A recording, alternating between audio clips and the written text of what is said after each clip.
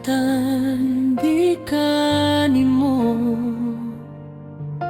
Ikaw lamang ang Diyos na labing maayo, dili matungkad ang imong kahibalo.